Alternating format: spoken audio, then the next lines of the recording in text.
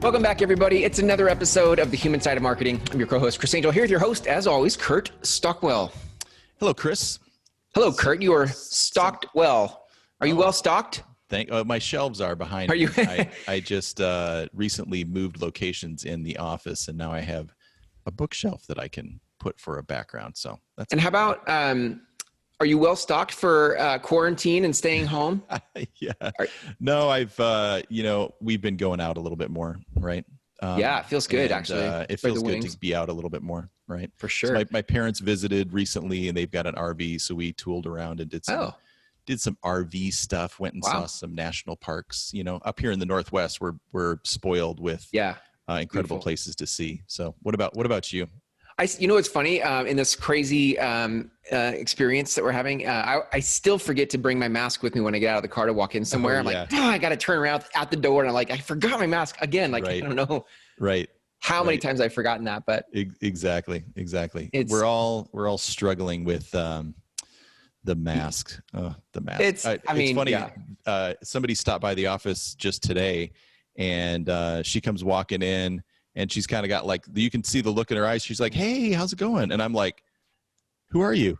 And she popped her mask down. I was like, "Oh, Jane, what's up?" And so I think, you start, I'm sure that's happened to people. They see somebody, they recognize them. You're kind of giving them the, "Hey, how's it going?" eyes, right? And they're looking at you like, "Who are you?" You're right. Yeah. And then, anyway, that's crazy. This is another interesting story. My mom, when she was visiting, she hurt her lip. And so her lip was swollen. But everybody's wearing masks, so she's can't even tell. If there's ever a time to have some facial reconstruction or cold sores, now's the time. This is the time to have cold sores. Get all the cold sores out before the pandemic get it done. Craziness. Well, I know it feels like it's been forever, but it never. But then at the same time, I always feel like we can pick right up where we left off. Absolutely. Talk to me a little bit about our topic today. So episode 53. I'm titling it "The Numbers Lie." And really what that comes down to is analytics. Analytics is a very hot topic. It's a very usable tool. Analytics can tell you, people visiting your website, likes or impressions or, all of those things. And so as I do this show, as I use this as a marketing tool, as well as a resource for people to kind of, learn something about marketing. There's, we look at the analytics, and there's some times where the analytics are really strong, and there's other times where the analytics, so the numbers of who's opened the email or who's watched the video or who's listened to the post on Instagram are not so great, or they are so great, and sometimes as anybody, you attach some emotions to these silly analytics. Yeah. But the truth is often they don't really tell the full story. And I wanted to talk about the idea that using analytics as the full story or as kind of the source of truth can be dangerous. A question for you. Why do you feel like we are so, as a culture, so geared towards the analytics of things, the numbers of things? Where did that, because that wasn't always the way it was. Right. I think it's because it's so instant. I mean, we have so easily accessible data. Yeah. And if you need that little dopamine hit of, am I relevant in this culture or am I relevant in my space or whatever, you can look at some numbers and go, 37 people liked me today, or, only 6 people liked that thing that I posted or that I, produced, or, this web page, sales page or something on our website that we're very excited about. And it's so easy to just click, and then you're relevant or irrelevant. I know. And that's so crazy. Not true. As you were saying that, I was hearing validation. It's, I think, which then takes me deeper to past validation is this sense of unsureness or uncertainty. I'm looking for assurance in my analytics because I'm unsure about the direction I'm headed. Or that's interesting, huh? Yeah. Yeah. Whereas before, you know, you and I are in our 40s, so we remember Yeah. the days before computers and Yeah. before cell phones and before social media, you know, the dinosaurs we are. But you know, in business, most of my business life has been, you know, with all those things connected. But Sure.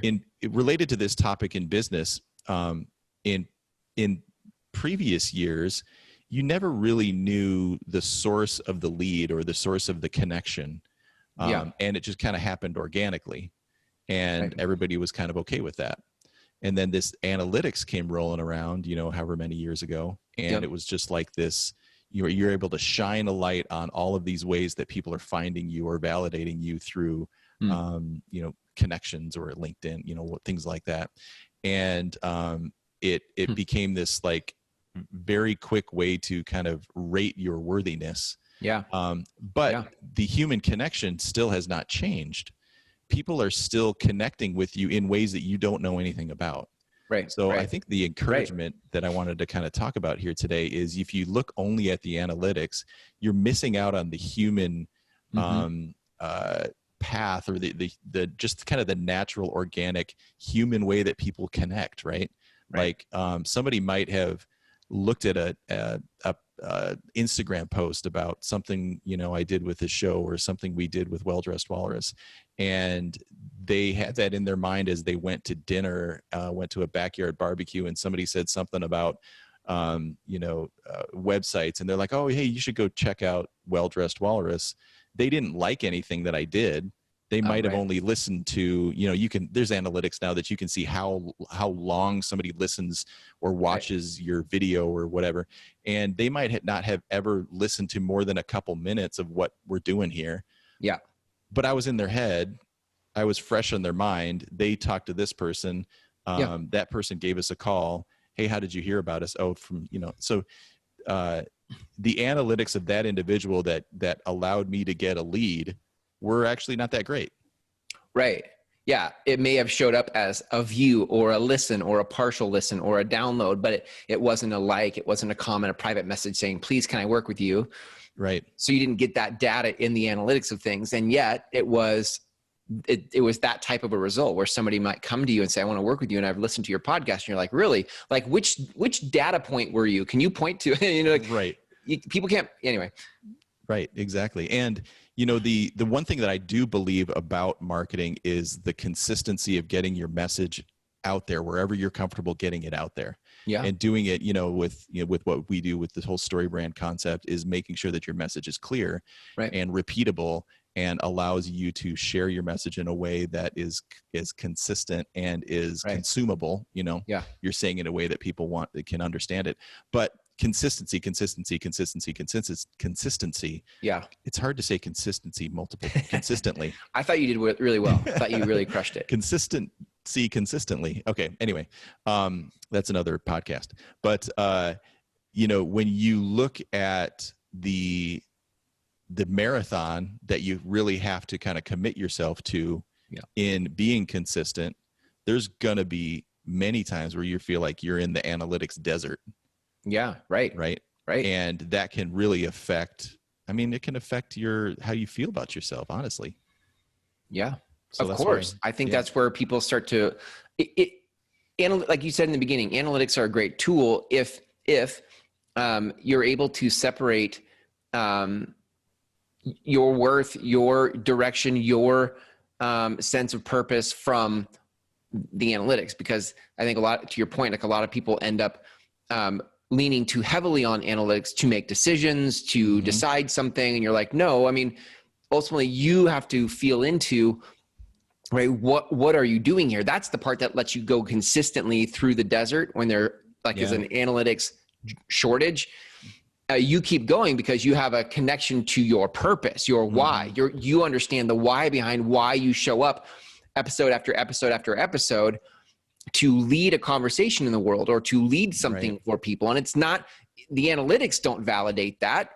There's something bigger happening that validates that.